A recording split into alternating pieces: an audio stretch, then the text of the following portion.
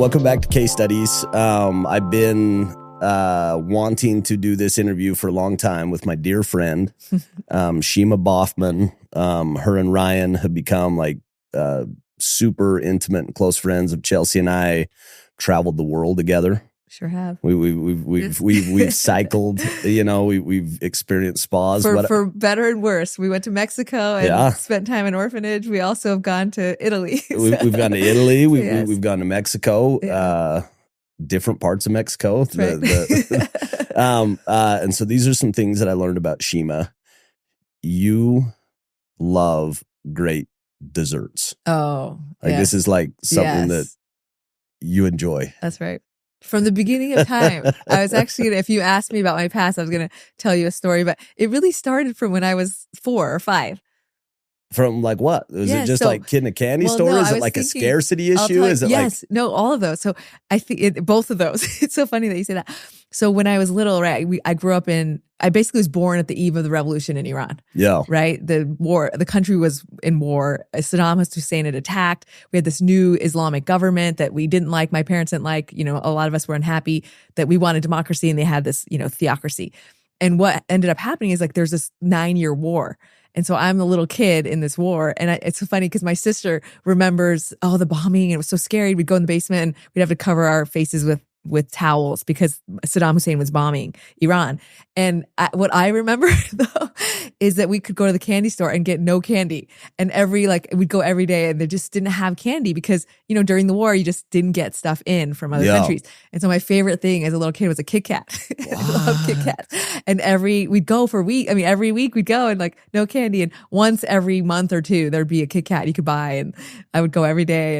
And that's what I remember. And my sister remembers the war and the killing. And Isn't I'm like, that stuff fascinates me. Yeah. About how much stuff influences your lifetime when you're young. Like even, it's kind of scary. I know. Like when you like really think about it. I know. With trauma, why do I love candy so much? No, but because it's something like we love we love dessert too. And so anytime we're with you guys, we're like, okay, we're getting everything. And I think I remember it's like it still fills me with gratitude because we went from that, right? And then when we came to the US, the thing I remember the most when my parents were like, well, should we go back to Iran or stay? And at that point we had joined the Church of Jesus Christ of Latter-day Saints and it would have been dangerous to go back. Yeah. But one of the things I remember is like the supermarket experience in the US, right? Like there was like not only just chips and Cheetos and candy, there's like 10 kinds of each thing and so much food on every shelf that I was like, why would we go back there? There's no Kit Kats. So and here. So I want to go like we're gonna kind of go all over today, but I want to go to your parents' story because I think this is like I remember when you told me this the first time, I was captivated. Oh, thanks. Yeah. And even you take, the world today, 2024 and the socioeconomic, stuff that's going on and Israel. Oh, absolutely. And, and so Iran is kind of in the heart of all of it. Yeah. But when you rewind, that was a very early, it was developing. Yes. Like with your parents. So talk to me about your parents and kind of what your dad did, what your mom did, and kind of how that influenced. Yeah. You leaving Iran and coming to the US. Yeah. And I think both my parents, the kind of foundations, there's kind of 2 foundations I see from both of them that influenced them and us growing up. But one was faith and the other was hard work. And I look at my dad, right? He is born in a small town, kind of on the border of Iran and Iraq. No opportunities. They didn't have a refrigerator. They didn't have his dad made up their last name. It was so rural, right? They didn't have his mom was married at the age of 9 to her cousin who was 30. That's kind of what we're dealing with. And she didn't know how to read, but she taught herself to read with the one book they had in their house, which is the Quran. So she reads about God. She, begins to love God as a young child, gets married, has these 8 kids. And in that time, the boys would go to school and not the girls. And so my dad was the first son in her family. So there's 2 sisters. My dad went to school. He worked so hard. And his mom was really a kind of a driver of that hard work. You got to be the best. And he, did so well. He was able to become a neurosurgeon, which he became because he decided that was the hardest thing you could do. It really was. And so in Iran, there's a hierarchy of what to do. And the top thing is doctor. And then the top of that is surgeon. And then beyond that, it's neurosurgeon, right? So my dad's like, I'll just be a neurosurgeon. So there's like a hierarchy, like it's absolutely, and you were telling me this, and we can get into this later. Yeah. But like, even for you, when you decided to go into law, your parents were like, oh man, like they were so disappointed. Well, because this is why. So in Iran, they have like an SAT. Yeah. And what it is like the highest scores of the students. So it's like they rank you from top to bottom of the country, right? And the top students get to choose what they want to do. And none of them will choose to be a lawyer. They all will choose to be a doctor, most likely a surgeon, because that's the top thing. Does that make sense? So like why would you choose to be a lawyer? That would mean you got a B on the exam, not an A, right? And so that's kind of why they're just like, well, you're going to be a lawyer? And my dad, you're lazy. What are you doing? Because of him. And so because he was a neurosurgeon, he was able to put all of his siblings in school, including his younger sisters, who never would have had a chance to go to school. All of his kids below him so your dad's were able to go to force of nature. So hardworking. And so we have that, he meets my mom. My mom's a political activist, wants democracy and freedom for her faith. So she was, a strong Muslim growing up, and her mom was very faithful. And she goes to college and realizes, the government, the Shah of Iran, the king before the Islamic regime, was prohibiting women from wearing their hijab and being modest. And he just wanted them to look like the West. And she's like, I don't want to be forced to look like that. I want to be able to choose, right? She wanted to be able to choose faith if she wanted to, and be able to have freedom of speech and all these other freedoms. So that was restricted. And so she fought, for her faith as well as her freedoms, went to political prison. That was when I was about 2 years old. So This is with the Shah. Well, no, the Shah didn't catch her. They actually succeeded in ousting the Shah. Because I was going to say, and this is like, I want you to spend some time on this, because for people that don't have any context, like the Shah they weren't good people. It was a kind of a, that's right. It was, a really rough regime. That's right. But they were also aligned with the U.S. Yes. Like they were pro-Western. So even though they weren't very good, they were aligned with the U.S. They were. And the early stages, from my understanding, again, I'm like, novice on this stuff, but the revolution, the early stages were like really exciting. They were like, so exciting. The desires were good. That's right. And then when the people who got in charge, it switched and it turned into more authoritarian. Correct? That's exactly what happened. Yeah. So the Shah they wanted to get rid of because he was restricting freedoms. And, he wanted a Western democracy. He wanted a Western kind of government, but without the democracy. Yeah. And the country was not ready for that. And actually, Iran of the Middle East, so if you kind of categorize countries in the Middle East, it was highly educated, more so than some of the countries around it. Still is, right? Still is. Yeah. So more so than Iraq or Afghanistan or any other neighboring countries. Like, it's a very highly educated populace. And so in the 50s, they tried to have democracy. And the CIA ousted the leader that they had chosen because it wasn't, favorable to Western interests and oil and things like that. And so again, in the 70s, they're like, we're going to get democracy this time. We're getting rid of the Shah. He fled to America.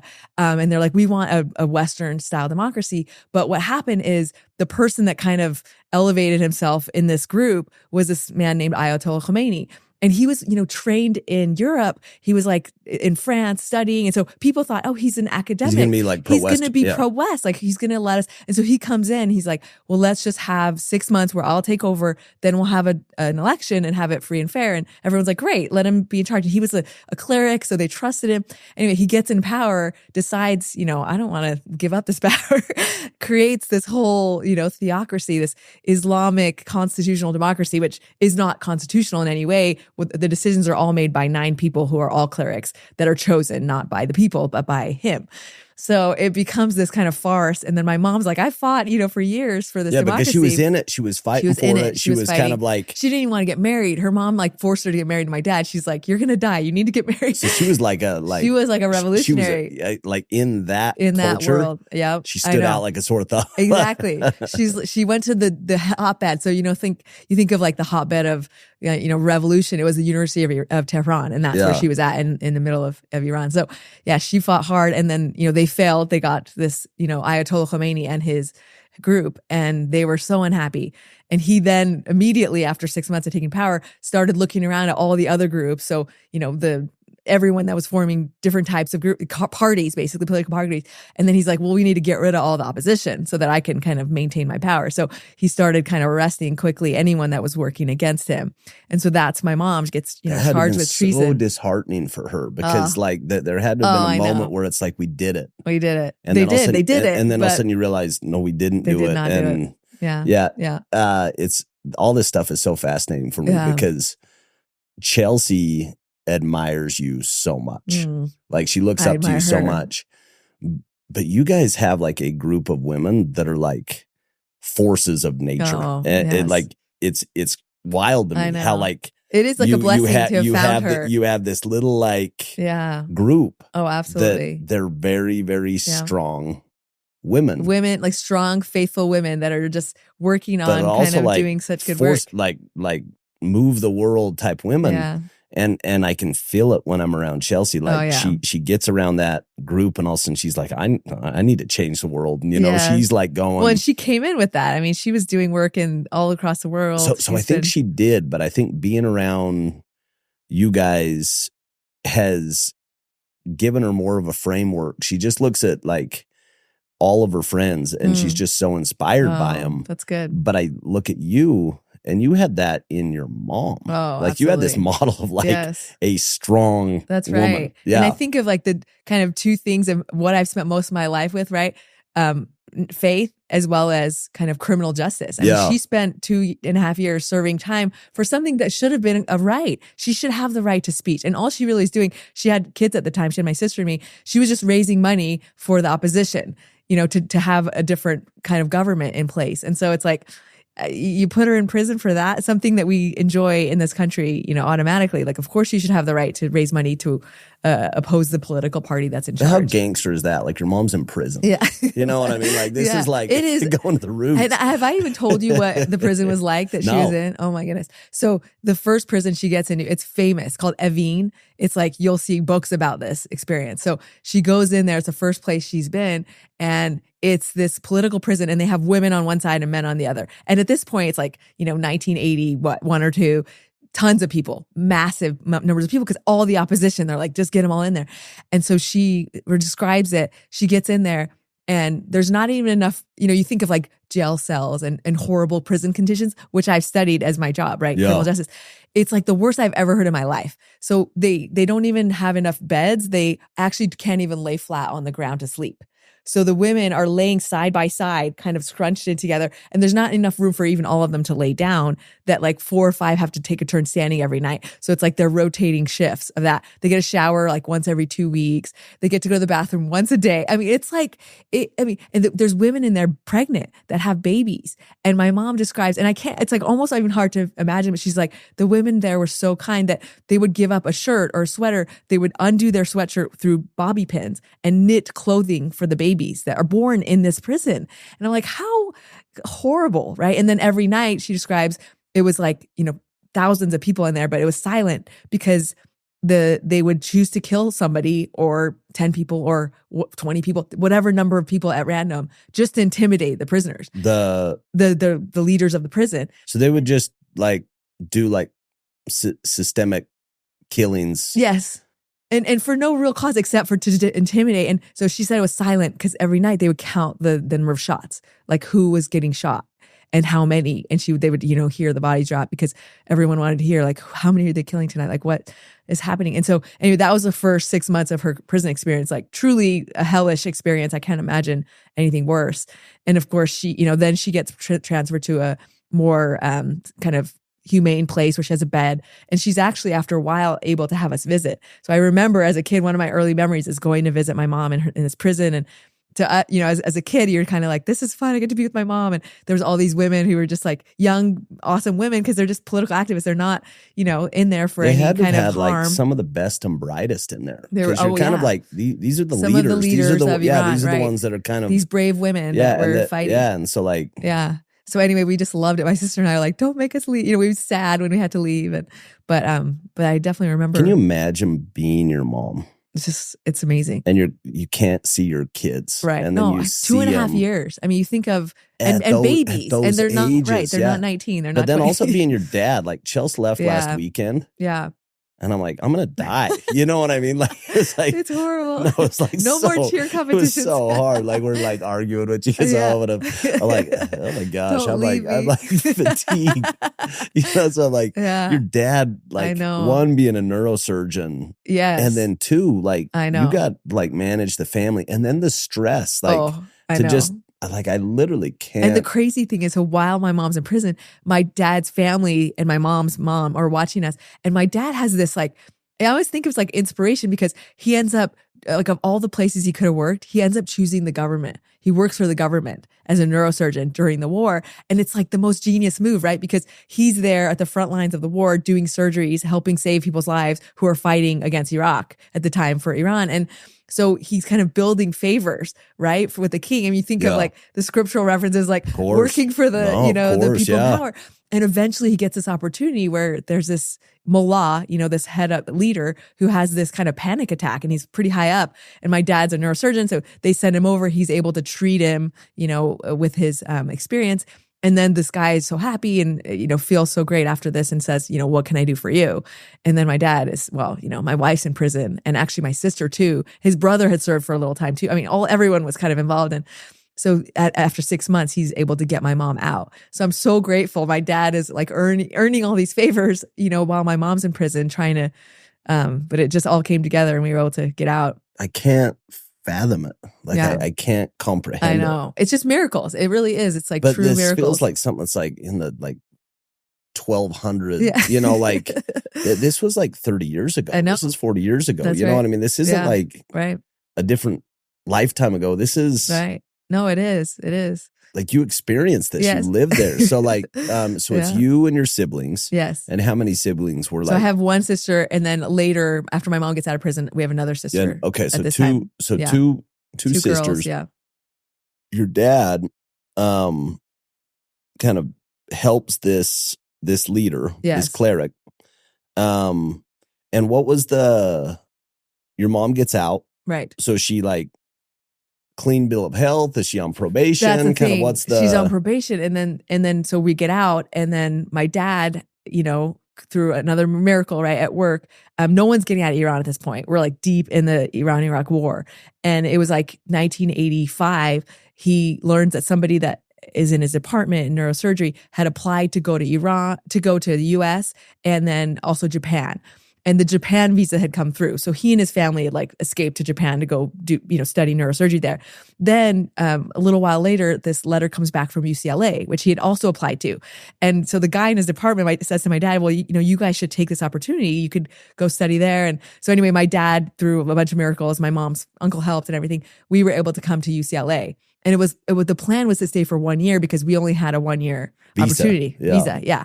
So we came, and then what happens is, we're planning to go back, but my mom, well, first there's a nurse that works at UCLA who has this prompting to go talk to my dad. And she's just kind of thinks, oh, I should go talk to him about the church. She's a Persian member of the Church of Jesus Christ of Latter-day Saints. And she says, I should talk to him. And then she kind of dismisses it. She's like, he's Muslim. Like, he's not going to want to hear about Jesus. And then it comes again. And then she thinks, oh, like there's severe penalties if he goes back. I know he's going back to Iran. Like, I don't want to talk to him about the church. And then she says she has this prompting a third time. And she sees him. She's at a water fountain. And she just goes right up to him and she says, would your family like to come to my Christmas party? And my dad, of course, says yes. We have no friends. We're new immigrants. We're like, yes, of course. We'll go to your party. We go. My mom finds this pamphlet in her bookshelf that says something about how families can be together forever. And she's like, this is amazing. I want to learn more about this. So then she ends up meeting with the missionaries, joining the church. And then she's like, sad, like, I'm not going back because they'll kill me. They already put me in prison. They're going to kill me this time. And so my dad's like, okay. And then they just basically decide to start all over in the US, like leave our property in Iran. We lived a comfortable life despite the war, right? But then they start with nothing. We come with $10,000. In 1 year, they basically spend it all. So we have like no money. I mean, it's really kind of starting from scratch in the US. So talk to me about that, because I think, again, like I think about being married, and your mom's my dad just is 40 years old. But your mom's just like a force of nature. She's just like, I'm doing this. Yeah. And your dad's like, okay, like, all right, like, let's go, But yeah. So he's 40, like he's my age. He and is, I like he has a whole life. He's got his whole life, and he spent his whole life studying medicine. Yes, neurosurgery, which is like the hardest thing. But this was the one that like in my heart when I Yeah. heard this story, like as a man, I'm just like, I know. so he couldn't do that in the He couldn't US, do right? it. He literally couldn't. And for a couple years, he's driving, he's studying at night or in the day to become a doctor. At night, he's driving a truck for a casino. I mean, it's like, he's a neurosurgeon. He has saved lives. He's the most educated, you can be as a doctor. Yeah, the best and brightest. And he's literally like nights, like driving a truck. driving a truck, studying all day. And that's what he did. And it's like, and he was willing to do that. And they would have kind of kept doing that. And that's what's so amazing. It's like he and my mom really actively were like, we have 3 daughters at this point.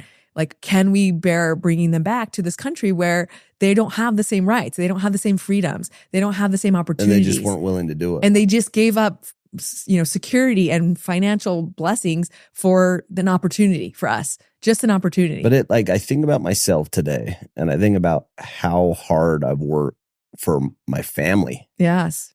And I'm really proud of what we have to show for it. Yes. And I can't imagine giving that up and starting over. I know. But you would for your freedom. I know I could recreate it. Yes. And I know I would.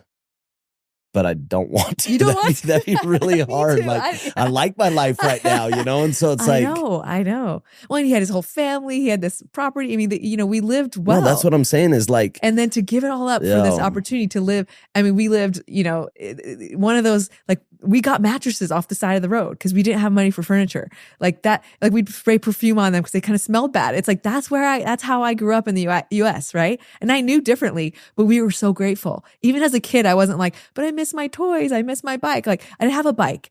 I didn't get a bike till I was 14. And Ryan, my husband, he makes fun of me because he's like, you're not a good bike rider. I'm like, I know. I didn't have a bike in those critical years, And I just like, it's so worth it for them. And I'm so grateful. We're all so grateful. I look at kind of my parallel life. I don't know if you've ever had any of these experiences where like you look at what your life, and I look at my cousins and that's the life, right? They're all kind of wanting to get out still, right? They're in their like 30s and 40s and, can't have more than one kid. Some of them chosen not to have children just because they're like, this isn't a good life. Into this world. They don't want to bring a child into the world without freedom. And when they're fighting for their own freedom. So I mean, I just think of like, okay, they gave up so much, but we got so much more on the side being in America. Of course, but like that chasm, that dip had to have been like required so much faith. So much faith. And so, your dad hustles nights and weekends, does his education. Did they file for asylum? We did. And that's actually what ended up getting so somebody told my mom in the midst of all this, oh, you can apply for political asylum. She'd been to political prison, left on probation. That was a miracle getting out. Yeah. Because we shouldn't have been able to get out of the country. She should have been stuck there. And it was a miracle they didn't notice. We just, kind of preparing to get caught and didn't. And then getting a visa was a miracle. So all these things were miraculous. But yes, we got asylum for the political activism. We probably could have also gotten an asylum for joining the church, but we didn't do that one. So either one of those, you get asylum. Yeah. Family actually joins the church. That's like a whole different conversation. Yes, totally. Just the contrast between Islam and Christianity. That's right. And specifically at that time. I'm sure it's today too, but like at that time, right.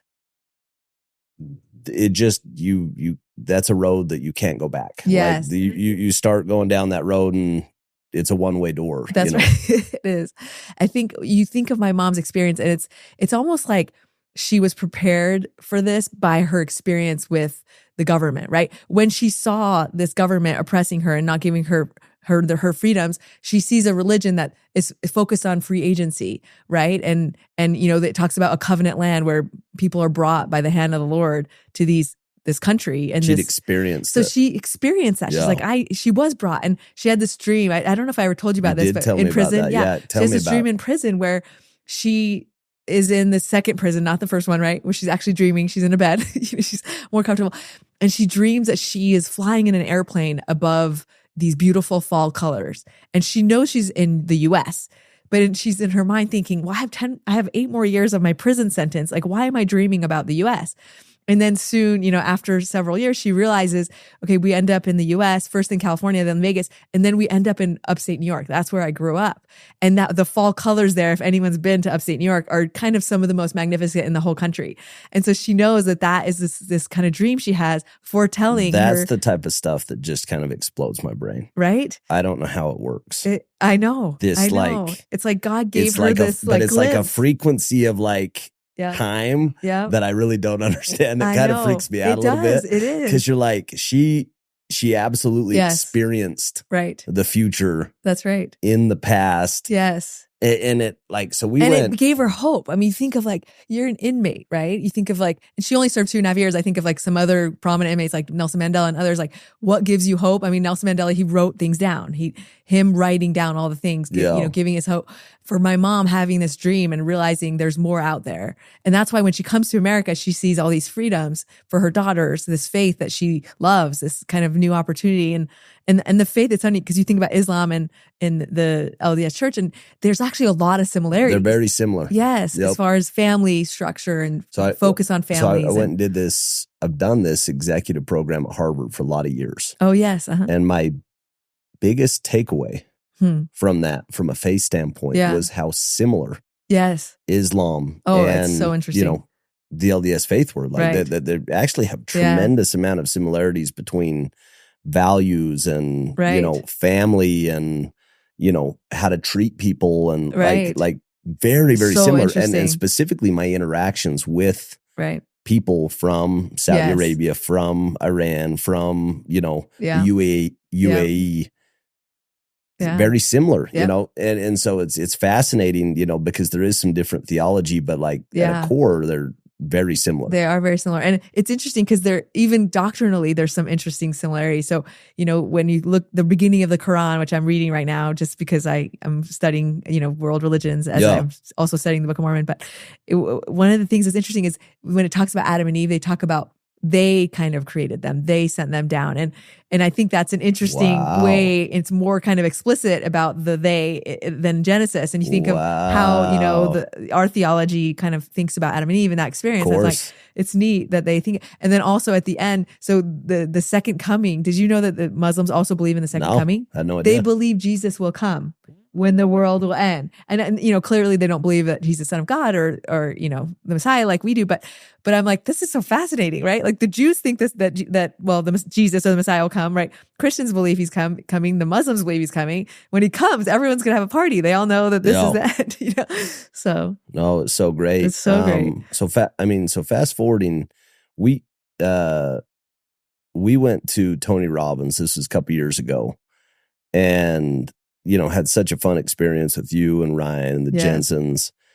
And I think both of us, that's like something that we share is how much that teaching or that philosophy has influenced and enhanced kind of life. That's right. Absolutely. But I think about this concept of coincidences. Yes. And that life is happening for you and not to you. Mm-hmm. And from that context, going back to your parents, like, do you see that everywhere? That like there had to have been a bigger plan, like this course of human events that like all these pieces were prepared so much. Absolutely. You know what I mean? Like it's actually like, absolutely. I think it's more distinct with your story and your parents' story. I think everyone's, right? But mine just happens to be more dramatic because of what it's dramatic. Pain, it is dramatic. Yeah. But I do think, so I actually think that experience we had together in Tony Robbins and kind of that was a period of my life where I knew that I had to have a transition. So we went in 2021, right after the pandemic, kind of during the pandemic, really.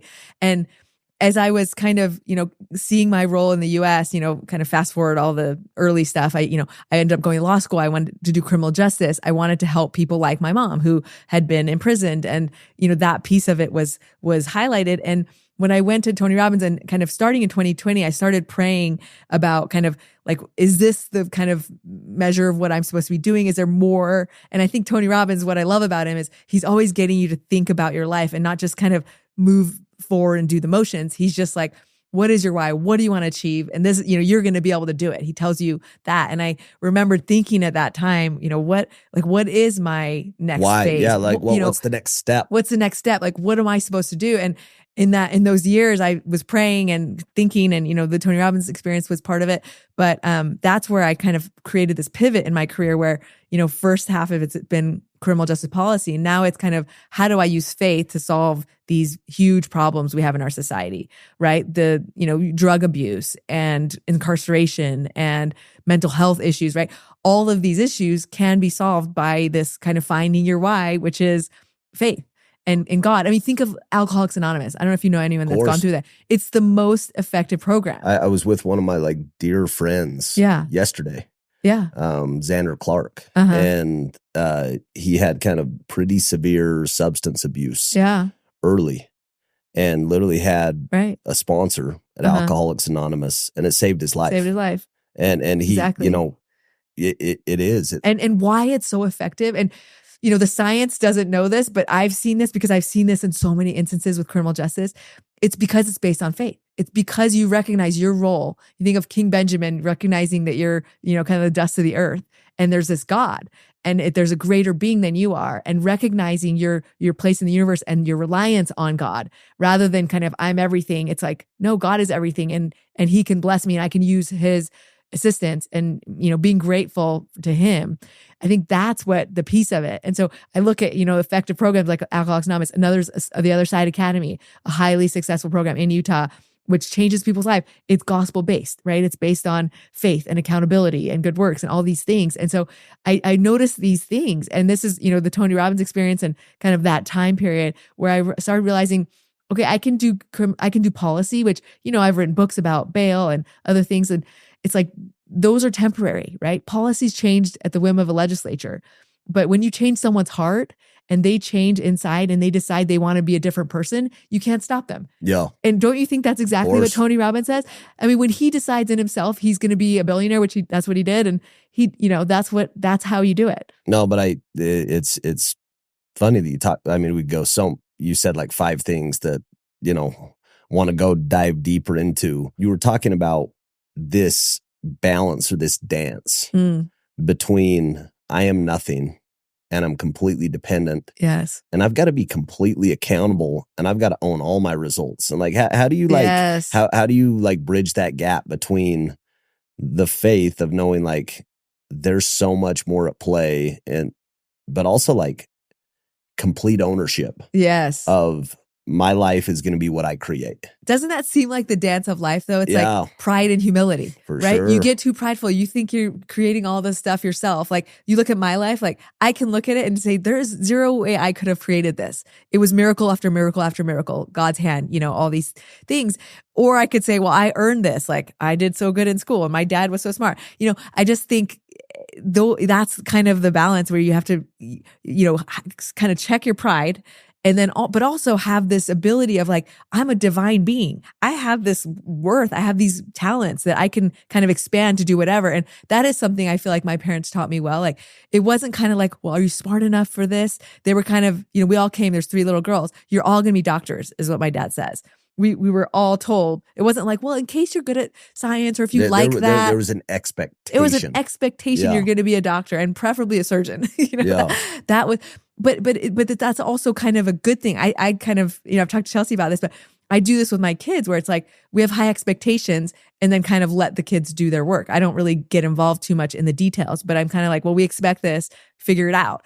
And I do think there is this sense of, okay, you need to be humble, but you also need to know your worth and know your value. You can provide, you're here to provide your value identity to the world. And your identity should be that you're a smart, capable person. And you know how there's cultural things where I'm sure you've heard, but some cultures focus on hard work and others focus on brains and talent. And in my culture is one where the focus is hard work. There's no sense of, well, some people are smarter than others. It's just if you work hard, you achieve. And so I think growing up with that mentality, I didn't think anything was impossible. But that culture is more your family, or is that more I think my Persian culture, but also my family. It was just kind of expected of us. It wasn't anything is impossible for you. Because that feels more Western. That feels more like American dream. Yeah, that's true. It is the American dream. And that's right. Eastern, for the most part, is more spiritual or more. Yes, yeah. That's and true. so it's fascinating how you kind of bridge those together. And I have a bunch of kind of Asian friends, Korean friends, very similar. Yes. expectations right. from parents, Absolutely. like high demands, High demands. you know, And it works. yeah. If you see, it truly does. It really kind works. of these tiger moms, if you will, you know, where it's like that there is very high expectations. That's right. So bouncing around a little bit, but you guys, you know, living in California, moved to New York. Yes. And what took you to New York? So my dad, through some miracles, you know, passed all the tests that he needed to pass to become a doctor in the U.S. And so first was like an English test, and then it was kind of a test to become join a residency. And he didn't want to do neurosurgery again because it was another 7 years. I mean, he would have been like 40, 50 almost by the time he got to practice. So he did neurology instead, which is a shorter 4 years. And so he applied, and we actually ended up living in Philadelphia first. His residency was in New York, but my parents had heard such scary things about New York City, and that's where he was working.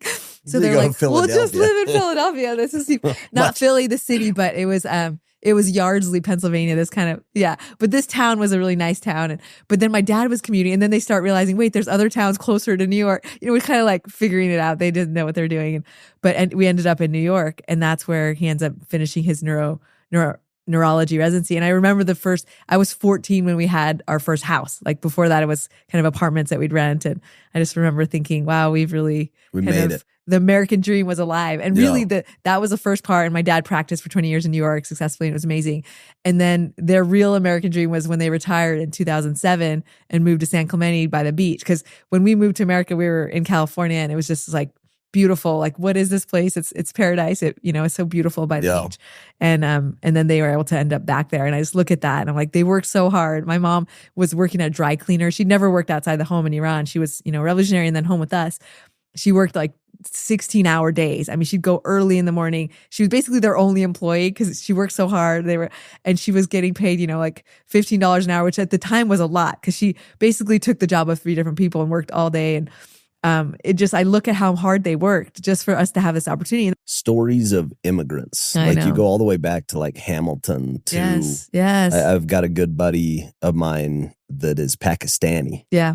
And his, what you're describing is what he describes with his dad. Right. It's just like the hustle, the nights, the weekends, like the indomitable, like I will not fail my family. Yes. There's just something that like when you've experienced the other extreme, when you get a shot or when you get a window, you will not miss this shot. And they work like night and day for that. My dad was working nights. My mom was working days. And I look at my parents' siblings have now come because after we gained, residents. You can bring them over. They got to come over and they're here. And I look at some of them have been here 5 years and they're like buying their own homes. How? Because they work Uber all night and they're both working days. Hustle. They are hustling and then able to buy a house. And it's like, that is incredible. They work at Walmart because that's a first job that a lot of immigrants get. Like refugees, they just hire a lot of refugees, which I love Walmart. As you know, I don't know if you know that. I didn't know that. I love because they've hired all my family initially, and then they, I know I have a lot of if refugee I'm Walmart, friends. I'm like hire every I want your family. Yeah, I want your family. Like they worked hard. That's your right. Like if you have and that type of person working for you, crazy smart. They're just trying to work them out. I'm like every person that I could get. They might not speak the best English, but they're trying real hard. It's so great. But I just know, and I look at them and I'm like, this is the American dream, and they are so grateful, right? Even though they're living a less comfortable life than they were, they gave up their jobs, their homes. They're just so happy to have the freedoms that they can have in America, and it is that gratitude. I just have this massive gratitude. I can't even describe the joy of being in America and seeing my family now be able to come and love being Americans. It is such a joy. So bouncing around a little bit, talk to me about like BYU, getting married and getting divorced. Yes. And kind of how that, factored into your story of kind of becoming Shima and where you're at. Yeah. So I end up going to BYU, undergrad. I get married pretty early on. But did you know BYU always, or was it like it was just through the church? So we went to Young Women's and camp, and then people told us about EFY, and they had this EFY program. It's kind of like FSY today, and we went to that. And through that experience, we decided we wanted to go to BYU. But did you love it? Was it At like BYU? no, like even like growing up in the church, Oh, like yes. that Oh, it community was like and formative for us. I mean, I remember even as early as primary, how much love and joy I felt singing about Jesus. I remember that. I remember going with the woman who introduced us to the church. I was 7 years old, and she took me to the LA temple. And there's all these pictures of Jesus. And she said, you could pick any of these pictures of Jesus. You know, those old posters.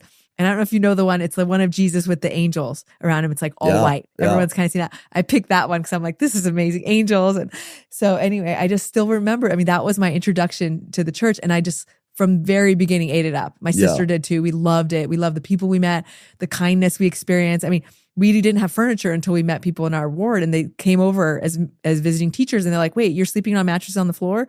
Hold on a minute. Wow. You know, take us to DI. We get bunk beds. And you don't even know the joy that we had when we had bunk beds.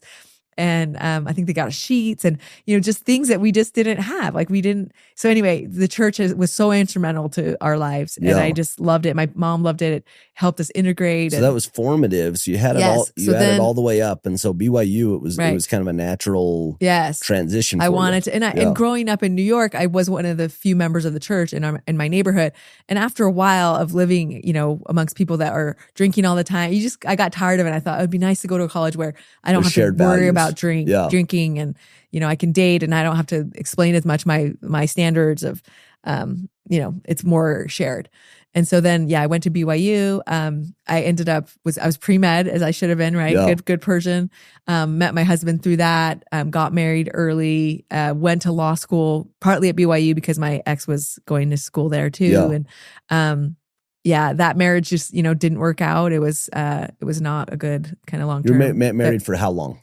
13 years. Okay, so long. Yeah, a long time. So like a significant piece of significant piece of my life. And I do think, I was actually thinking about it the other day. I really do think that was part of my plan. Like I needed to go through that marriage. Yeah, that marriage. I needed to have my children. I just think like I wasn't planning on having a child until I was older, but I had a child at 25. Yeah. And I'm so grateful. My oldest son is like this wise. But can you imagine life? I can't imagine without my boys. Without your boys. No way. They are like my joy, and then my other kids too. But so I know that was part of my plan and my journey, and to learn all the things I need to learn and experience that. But yeah, I had my boys, you know, ended up, was able to go to New York with them, go to Africa with them, which I'm so grateful for. That was formative for my career too, spending time in Africa. And so tell me about Africa.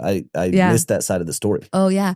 So I was doing a Fulbright there, studying pretrial detention in Africa. I became interested after I worked at a law firm in New York after law school, did a clerkship. But then after that, I was like, oh, I want to kind of get more into criminal justice. Because I did law school at BYU. At BYU. Okay. I stayed, by BYU undergrad, BYU law. Then went to did some work in a corporate law firm, kind of experienced that life. And then I did the Fulbright. Yeah. And it was so formative because, you know, you're in this place where there's so much poverty. So Malawi was at the 12th poorest country in the world at that time. And I actually owe my ex this experience because he was doing an HIV program there. He was helping with kids that had HIV. And I was had the opportunity to do the Fulbright there while we were there. And we had these little kids. And this was where my son Keon gets malaria. He gets scabies. Like all this weird infection is I mean, there's all these crazy things that happen when you're, you know, away. There. And they're just in a country that, you know, you're used to all the different bugs they have there. But I mean, also miraculous things like the church, when we show up there, is like a 1-room house. And they just had gotten it like the week before we got there. So there's, you know, like 15 members of the church. And then by the time we leave, you know, they have a ward, and now they have stakes, and, you know, the mission is Malawi's maybe exploding. Yeah. It's the second fastest growing area for the church for a couple of years ago. It was, I don't know what it is now, but anyway, it's just a neat thing to witness some of the cool things that have happened. And for me, formatively as a career, I studied pretrial detention there. Then, you know, bail became my expertise in the US. So it was hugely formative. Yeah. Yeah. So then anyway, I came back to BYU to teach law. In 2013, got divorced, was single for a couple of years, went to the University of Utah, started teaching there. You know, kind of single, met my husband in 2015. And talk to me about that, because, you know, Ryan had kind of been on his own journey. Yes. 38, went dated everyone we knew. Went to Columbia. Went to Columbia, really studied real estate. Yeah, really successful career. Yes. But hadn't found somebody. He hadn't. Yeah, you know? He had started a business kind of a couple years before we met, and it was still kind of in the early stages. But he was doing his business. I was, you know, teaching law.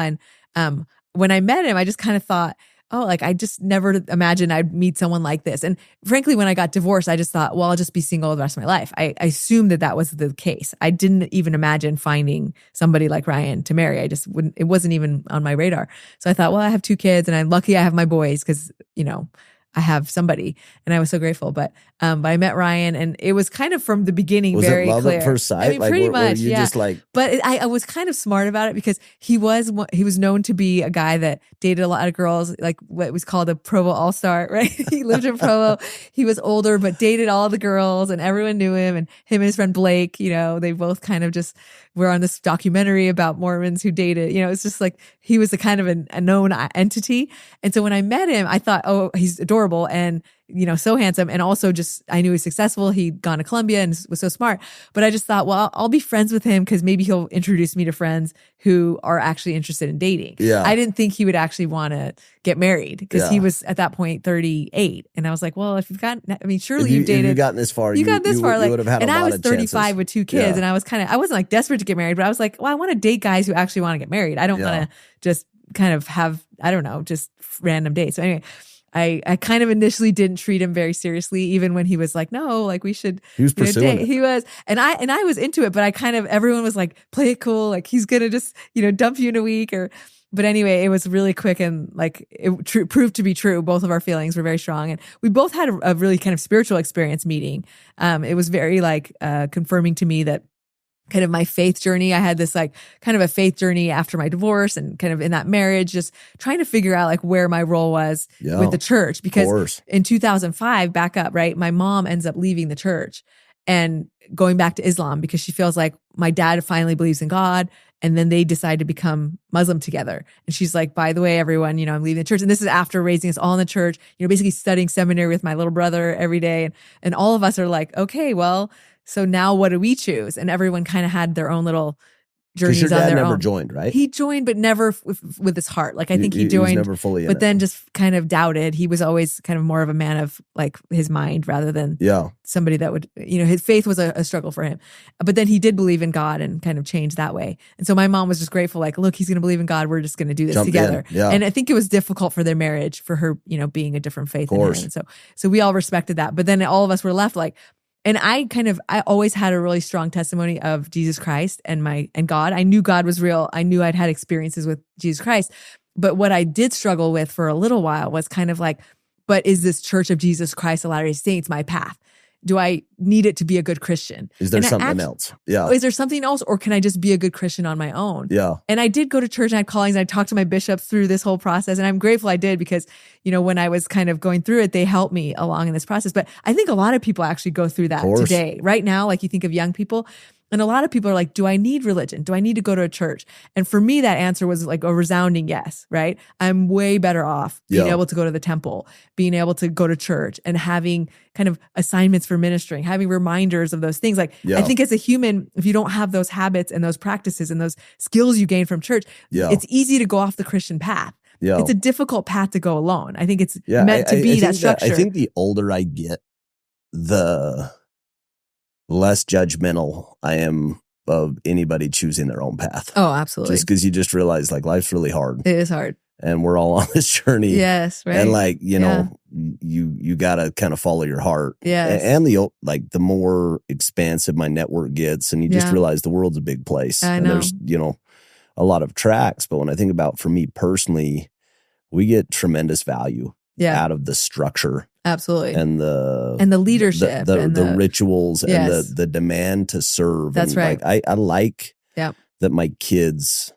see us pray as a family. That's and I like that my kids see us like we're scrambling to get ready and show up to, the congregation on time. Absolutely. And I like that, my kids see me and Chelsea praying together, and that, they know that like faith is like a important part of our family. And I think structurally that would probably be harder for us to achieve without the church, and so it's impossible. I really do, because I think so. One of the parables I love is a prodigal son, and in the chapter in Luke where it talks about the prodigal son, there's also this story of a lost coin, and what is the other one? I can't remember the other one off the top of my head. But anyway, there's like 3 lost things.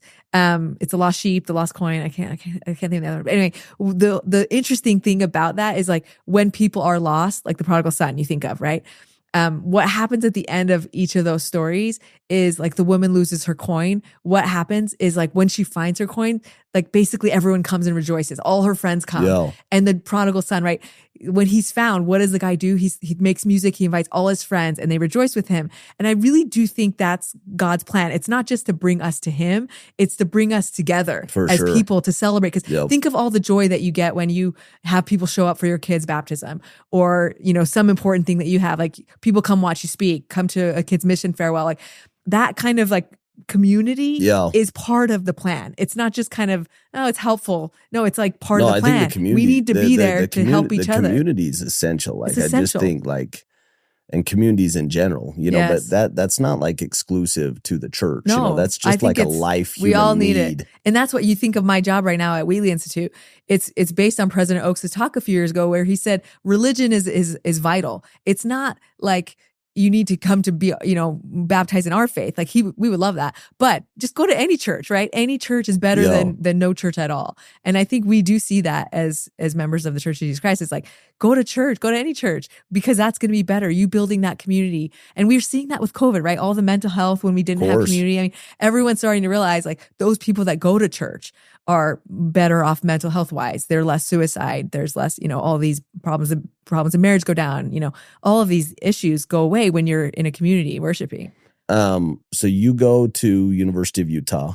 You're one of the deans, right? I was associate dean. Yeah, associate dean of the university during COVID, which was like the bad time to do it. Yeah, so you're one of the deans at like the school, law school. Yeah. And then all of a sudden, this opportunity at BYU pops up.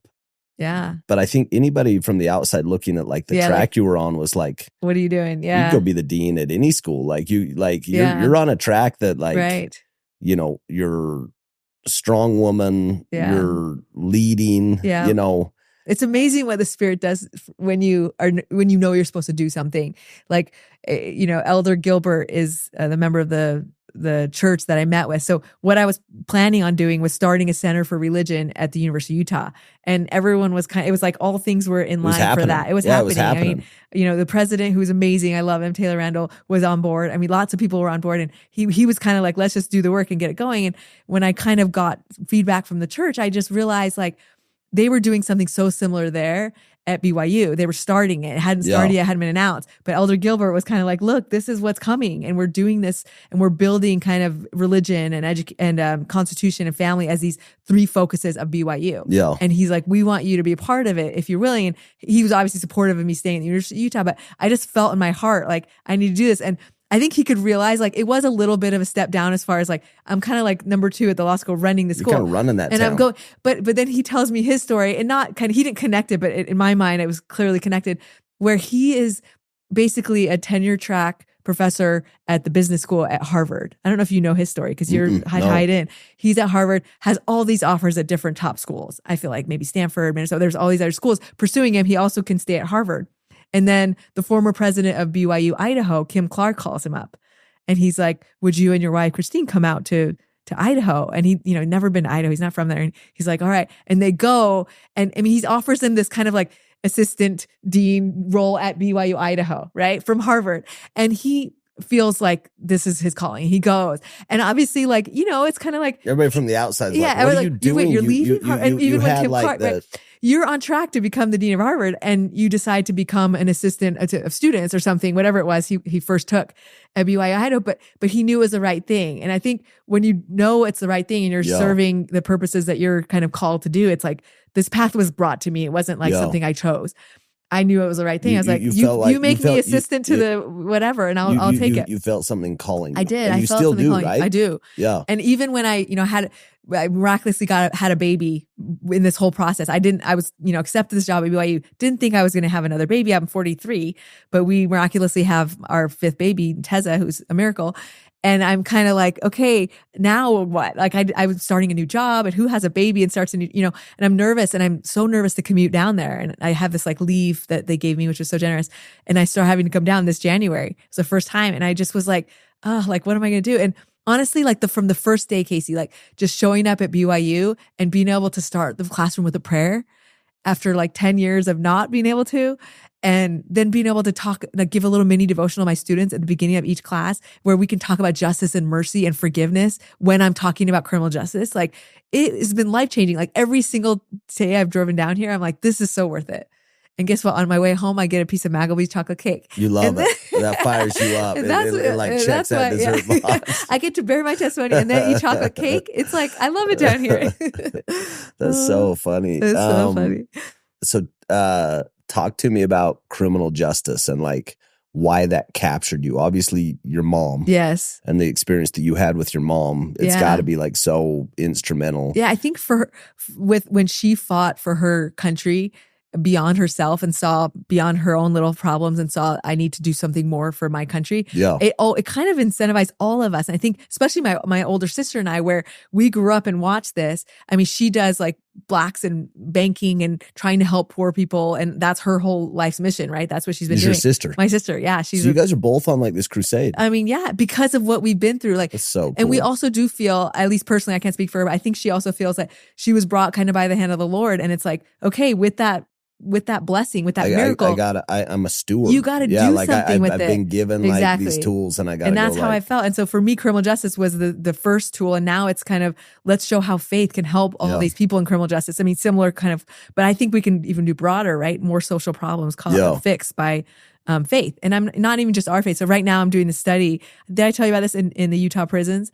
Where we're about to start, we're getting approvals. You know, when you study inmates, it's really kind of hard on an academic level because they're kind of a protected group. So we have to go through all these processes. But what we're doing is trying to study how people that get involved with religion in prisons in Utah, kind of like serious inmates, right, felons, how it changes them, right? And you can imagine, and it's intuitive, right? It's like if you spend 5 days a week as an inmate reading your Bible or your Book of Mormon, like, do you think that changes your life?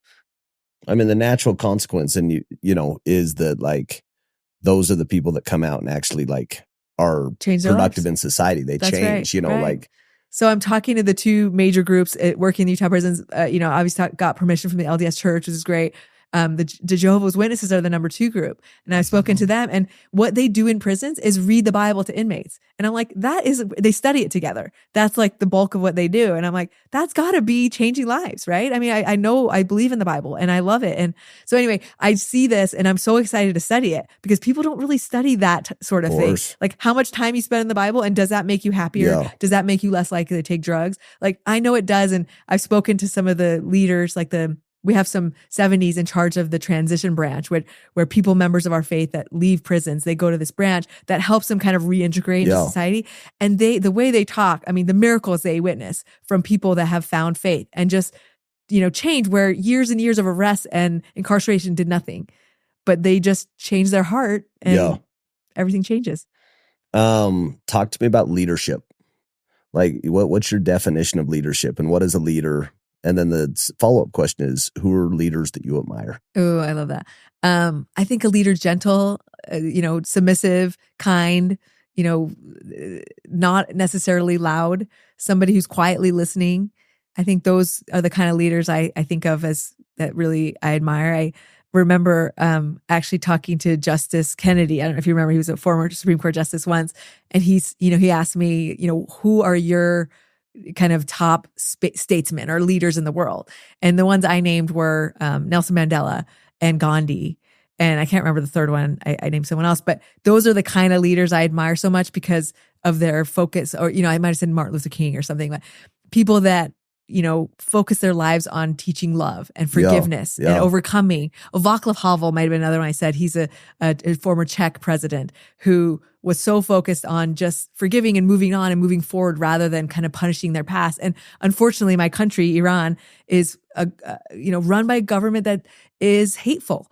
And I mean, as a kid in school, I remember having to say, you know, Marg bar America, Marg bar Saddam, Marg bar Israel. And it was death to America, death to Saddam Hussein, death to Israel. And that's like what they're like teaching as a little kid in kids. school. That's yeah, crazy. It's crazy. And it's like, luckily I didn't internalize it because I'm like, what are we saying?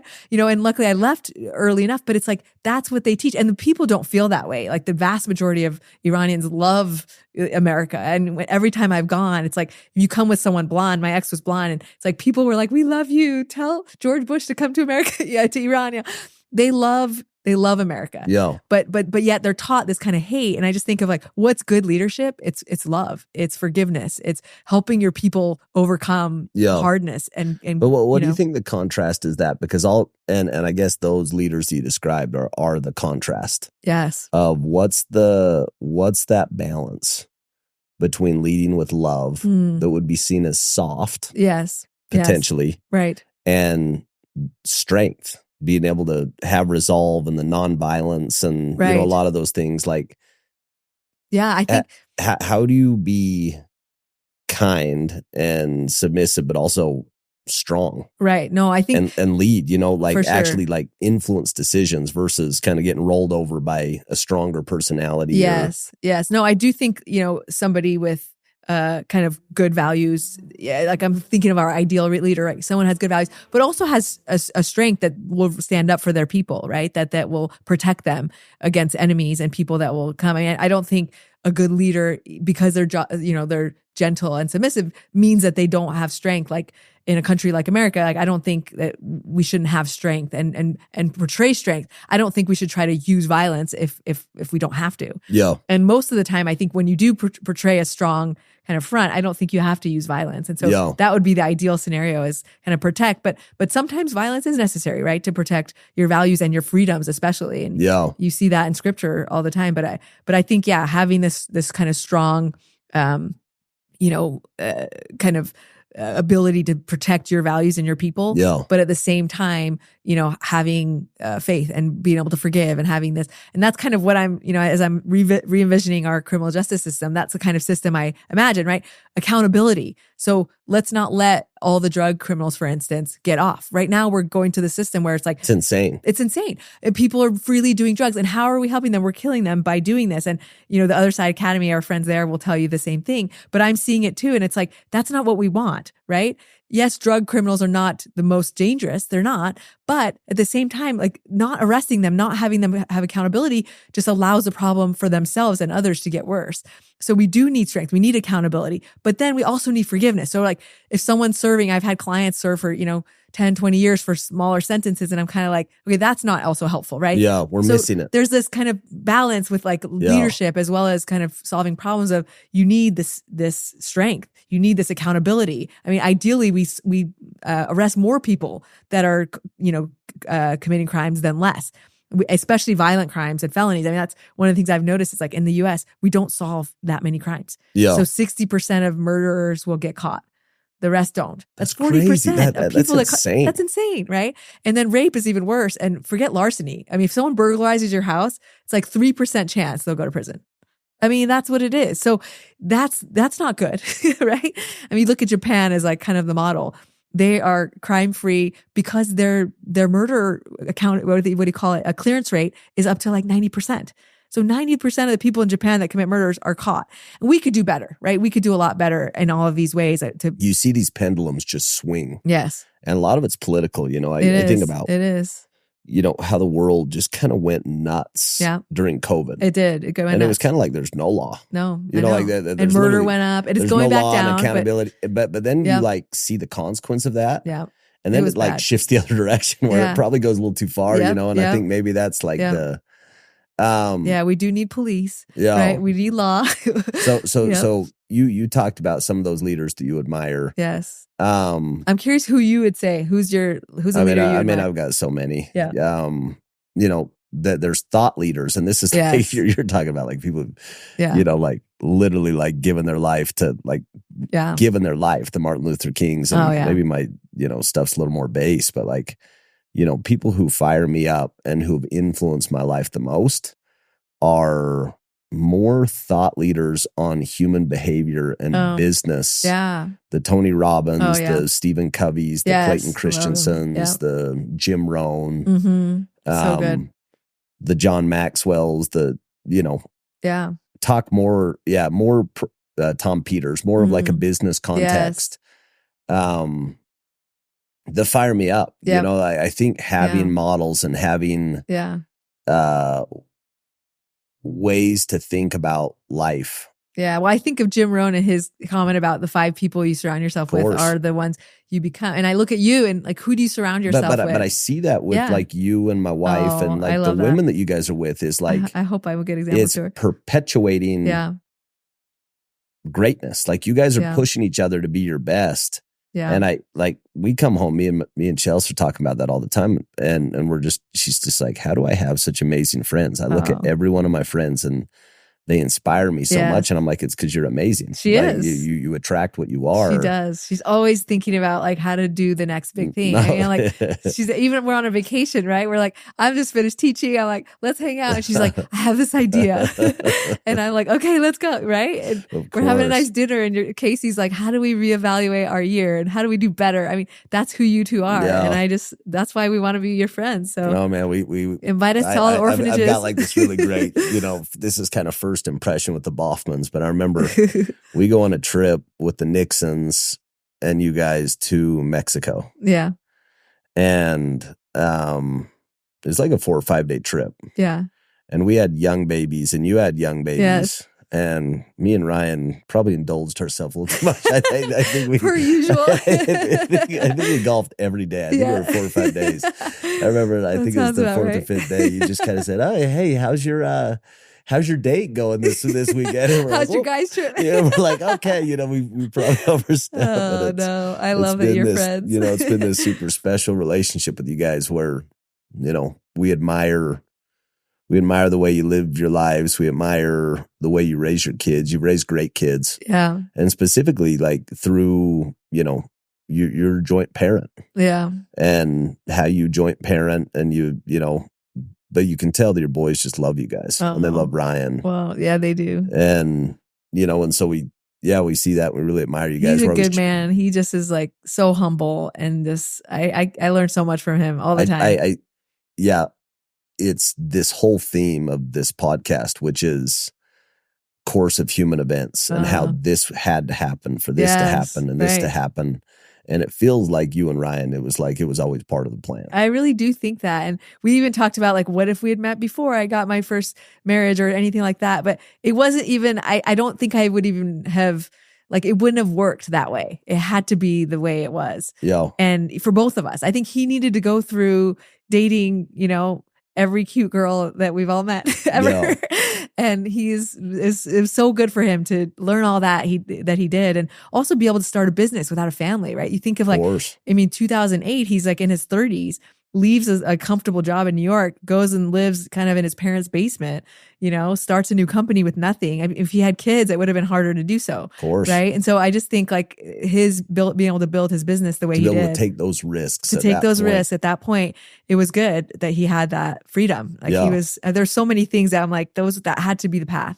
Yeah. And then having kids the way we did and just kind of the faith that's grown in us of expecting miracles. That, we could talk forever. You have a kind of hard stop that you got to do. So I'm going to finish up with one question. Yep. What is your vision, or when you look at like 1.0, of like criminal justice, and then you 2.0, and what is the next decade look like for you? Like when you say in a perfect scenario, if I go accomplish everything that I want to go accomplish, what does that look like? That looks like, and it really is an individual thing. It's like bringing people to faith. If I can bring that's your passion. That's my passion. Like that. That's like because your one I know, not just personally, but I've seen people's lives change.